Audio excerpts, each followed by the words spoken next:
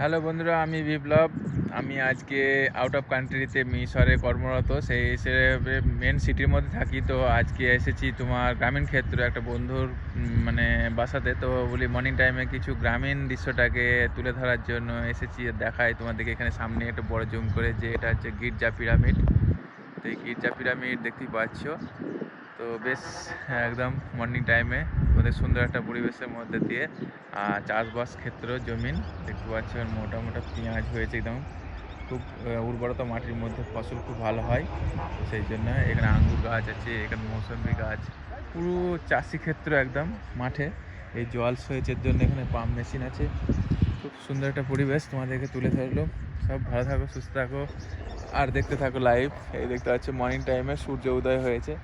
মিষ্টি মিষ্টি যে রোদের, সূর্যের যে রশ্মির গায়ের মধ্যে যে বিফলিত হচ্ছে, সেটা খুব সুন্দর লাগছে। যে গ্রামীণ পরিবেশটা আজকে কত ভালো লাগছে যে বলে বোঝানো যাবে না। যারা গ্রামে থাকে তারা এই পরিবেশটার সঙ্গে ম্যাচুরিটি করে চলে। তো যারা শহরের মধ্যে কন্টিনিউ থাকে তারা হয়তো তোমার গ্রামীণ সাইডে এসলে তারাও ভালো অনুভব করে।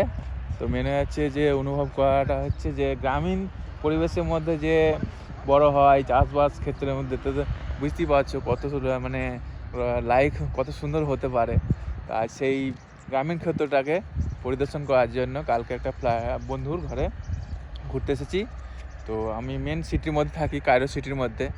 হ্যাঁ, তো কর্মক্ষেত্রে লিপ্ত। সেই উপলক্ষে অনেক দিন বাদে বলি বন্ধুর ঘর থেকে ঘুরে আসি। তো গ্রামীণ সাইডে এসে খুবই ভালো লাগছে, যে বলে বোঝানো যাচ্ছে না। আর এই ঘুরিয়ে ঘুরিয়ে প্রকৃতিটাকে দেখায় তোমাদেরকে, তাহলে অবশ্যই তোমরা দেখতে পাবে। ওকে, সব বন্ধুরা লাইক করবে।